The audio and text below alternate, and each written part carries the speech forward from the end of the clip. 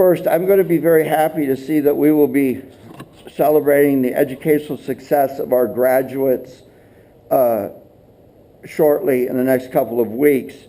I'll tell you this, when you walked into the door of our schools, some of you 13 years ago, you entered into a contract with this district that if you would do the educational work, you would be rewarded with a diploma that signified your efforts and your excellence in achieving your goal. And it's about time that the world, society, and all the people that make the rules will allow us to complete our end of the contract, which is to hand you your diploma.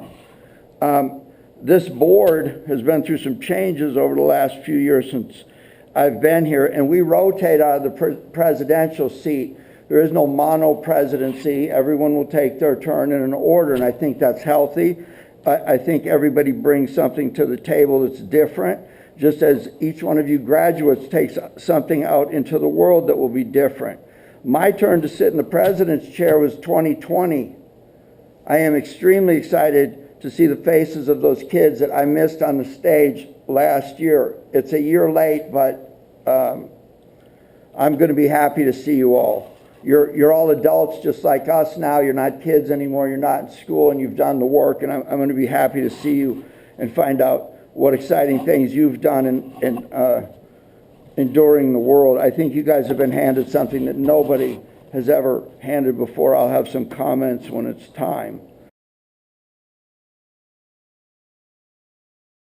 I very much appreciate the recognition of this district students by the community groups, the women's clubs, everybody else, the Lions, everybody else who's been consistent in supporting our kids in the past. Thank you for keeping that up. The Antelope Valley ACSA, I don't even know what that means. I'm having a problem reading it. I think somebody here will be able to tell us. But in Region 15, which is around this area, there are awards that are given. One was for curriculum and instruction. That's really what school is all about, keeping your curriculum relevant. That's what I was talking about with the student council that meets with the superintendent. Is our curriculum relevant? Because if it's not, you guys go out in the world, you're ill prepared. So they hand out awards for people who work with a lot of kids, sometimes thousands and thousands, and these people are responsible to make sure that the materials you have, the curriculum, the things that you're learning in each class are relevant, not only relevant to one kid, but all the kids in the classrooms. There's a lot of equity involved in here. And in our region around here, the Administrator of the Year for the Curriculum Instruction Award was our own Kelly Johnson, Jensen. It was for the Antelope Valley. Whatever it is. Yeah. Well, the Antelope Valley is bigger than Acton, I'll give you that. So please do not try to minimize my recognizing you. I don't do it very often. I know, thank you. Okay, I'm still talking, thank you. So, I think regionally, we had somebody else that was recognized named Kim Tredick. You may remember her from being, some of you kids that are growing up now might remember her as your principal at Meadowlark School. So, whatever is said, whatever is done, at the end of the day, we have people here that are and have lended to our system that are regionally recognized for their excellent in curriculum development and service to students. So congratulations, Kelly.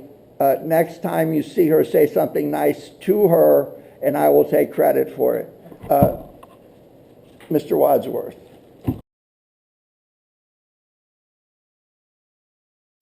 Mike, this is Ken. Be well. Larry, I read through this. It looks to me as if this person would have access to personal information and legal status with SPED cases, possibly negotiations before the board would even be updated as to what those were. Disciplinary matters, employees, students, third parties to the district, legal matters, investigations, that type of thing? That's accurate, that's correct. So if I want to be really popular or improve my social status in the community, I could probably try to apply for this job and then hand out information to anybody that was hiding behind a cup of coffee and a donut that came through the door. Let's say I did that. Would there be any personal potential ramifications for the person that did that outside of the district not defending them in some type of action against them? Yeah, you certainly would expose yourself to personal and district liability. So when we recruit for this position, I would hope that somebody makes it very clear that what is in that office stays in that office. I don't want to hear the name of a sped child. I don't want to know that one employee is getting preferential treatment by having information about a recruitment, any of that stuff. I will be highly keen on this. These positions are earned. They are not to be a platform to make yourself something in the community that's a hotline to the inside. I want people's dignity protected at all times. That is so critical. To Tim's point, I believe that a lot of the SACE paperwork that was being done in this district under special ed was being done on a stipend. And so this has no reflection on the person that was filling the position, but this is making this very clear. There is no stipend work anymore. This is all following under the Assistant Superintendent, Kim Shaw, who is the go-to person if there's something not right or some success. It's going to that person, and that the person that's there to assist her making some changes and making modifications and bringing things back. We are in a very critical point right now where we're coming back. There are programs, especially SPED, that's been interrupted. You haven't had kids in classrooms. You've got kids wanting to stay home because there's less behavioral triggers. There's a myriad of things out there, and there's a myriad of opinions, especially in that community. And I'm very, very, again, concerned that we're bringing this all together, and the person that fills that understands that once we walk out the door, the mouth closes at the end of the day. I'm the one that opened up this can of worms. Assistant Superintendent Shaw, I believe that you have the ability to restructure your team and the organization in response to all kinds of different things and alignments that are being made. There are positions open, there are job descriptions being altered. I'm not sure you're ready to announce what the exact structure is. There's new people coming on board, there's people leaving. You're left with a myriad of institutional knowledge transfers going on. So that was not my point. My point is that we've got a team there that's been there for a really long time and understands the sensitive nature of these jobs. So when we're filling them, please be certain this person understands the confidential nature of this. There's everything that comes through you that you maintain, and we all know from the back room on the things that cannot be reported and should not be reported to protect the dignity of people. You know what those things are, and someone else knowing them and me not knowing who they are and what their track record is very concerning to me. So I'll quit beating a dead horse. I'm not looking for you to report to us what your intentions are. That responsibility belongs to the superintendent. So I'll shut down now. Thanks. So what I am most concerned with, this is Pfalzgraf, at the end of this funding period, I would appreciate a report of how much money was left on the table, why, and if there are reasons. Are there rejections within the program? Did somebody in some oversight agency say, no, we're not available, we're not making funding available for that type of thing?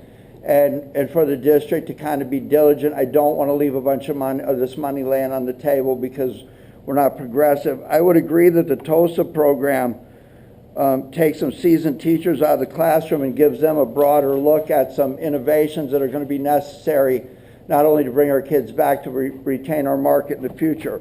So a couple questions about this. Is the June 15th, July 13th, is that outside of an ESY program? Yes. Yes.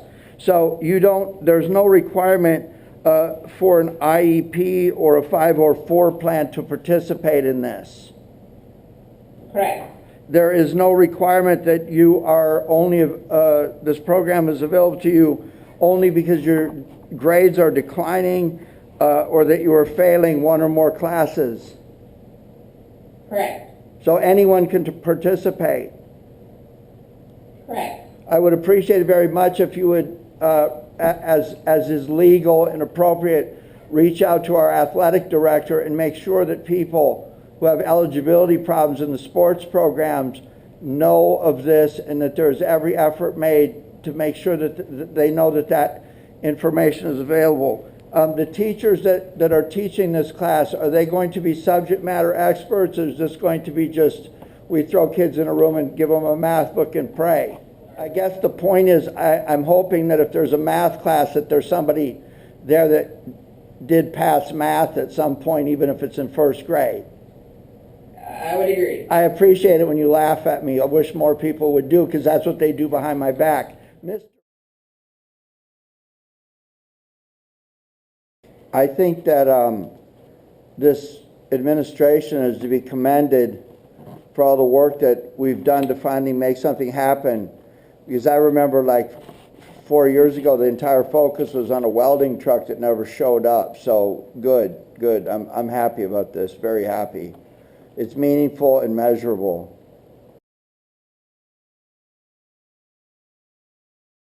Am I wrong in my assumption that there is a significant issue on the agenda or on the ballot this November? So is there an estimated cost? I have two questions. Let's say we appoint no one. We're all sitting up here because we were elected. That's the first time that's happened forever. Let's say I have no interest in appointing anyone. No one's rising to the surface out there that seems to be positive and has something to add and has been vocal that way. So let's just say that's my feeling. Do I have to appoint someone before the election if we were to vote for a special election? So we could wait for the November 2nd election. People would file their papers like the rest of us did when did we do it? July 12th, 17th, and be done and finalize your papers. So you pull your papers and then you finalize them before August 12th or something like that. So we could function as a school board legally with the four of us sitting here until the November election. That doesn't scare me at all, people. Next, what is the estimated cost for that election? So to be clear, those of us that are sitting here, the district spent $40,000 in a regular election for us to have the opportunity to sit here. Is that correct? Correct. And because this would be a special election, because the nature of this election this fall is controversial, that would drive the cost up above $40,000. There's some things I want to say right now that I just cannot. So we have to make a choice that we're either going to do a provisional appointment where everybody comes in, and we've been through this before, and we ask them why they want to be here and what they have to offer and how they build consensus and all those kinds of things. And we pick one. We're back to a board where it's fragmented between those who have actually been elected by popular vote with someone who has not. I didn't like that experience when I was living it. I may like you all, I may not. But at the end of the day, I do have to respect that the public placed each and every one of you here, and you've been confirmed by our community. That said, if it were going to be an election year and it would cost $40,000, that's one thing. But I don't think we can wait a year and a half to let that happen. And so for us to spend, let's just say that it's more than $40,000. We spent that $40,000 last time to put you here and you here. And from the performance I've seen, that was money well intended. That's the second compliment and a half that I've said this year, all in the same night, believe that or not. But I think we got our money's worth out of you too. But again, while we're laying people off, this position, even if it's only double what it costs, it is the equivalent of a managerial position such as the food services director position. So we're taking that and spending it on somebody, because the other option is to appoint someone based on there will be all kinds of controversy. Oh, he's Pfalzgraf's friend. That's a lie. I have no friends. You all know that. But there will be controversy. But at the end of the day, we are forced to spend this money or appoint. It's against everything that I stand for. Again, I sat up here and battled with people, appointees, all this. I came in. Amy Frank, greetings out there. I made a comment about your background. But when Amy and I ran, everybody knew what we were about. Everybody knew what we stood for. We stood up and announced to the public at the Acton Town Council meeting and all kinds of places that this is who we are and what we stand for. And she continues to service this district today. We both do. Mr. Wadsworth won the election. Tim won the election. You won the election. This is a very functional team. It's an annoyance to me to have somebody come forward now and on one night talking to the four of us and wonder, based on what we've read in the newspaper, what's real and what's not. The public vote is real, but I am not going to punish the children in this district just because we can't keep our commitments. So I will vote for a provisional appointment. We had a governance training that was open to the public. It was poorly attended. That's an indicator of one of two things. Either the public that voted for us actually trusts us to do the business we do, and they don't need to be educated about the nuances of how we get board packets and read them a week ahead of time and do the work we do to represent them. This is not a board training session. I do think that I got an email that had a valid question citing some California law that said, I don't understand why these things are reported out. I will say this. Let's say there was a special education ruling in the back room, and we came out and said anything other than we have reached agreement on an issue with student number X. I don't even like reading the student number. If you read my child's name into the record, I will own the superintendent's house 2 years from now. So I don't think that people understand the responsibility of what goes on back there. There are lives, there are careers, there are negotiations, there are a number of things that we all go through. And I'm preaching to the choir here. We all know, and sometimes we come out of there and we're upset. But at the end of the day, if people don't know, I would suggest that we have this study session, and I would suggest you get a lawyer on the phone so it's not up to what my hearsay or my rendition of what I think it is. I think there's an opportunity to do this. I would agree that it should happen after the provisional appointment. I don't want there to be confusion about someone's role when they filled this chair. Okay. I don't want there to be confusion between someone who has a question because they don't understand.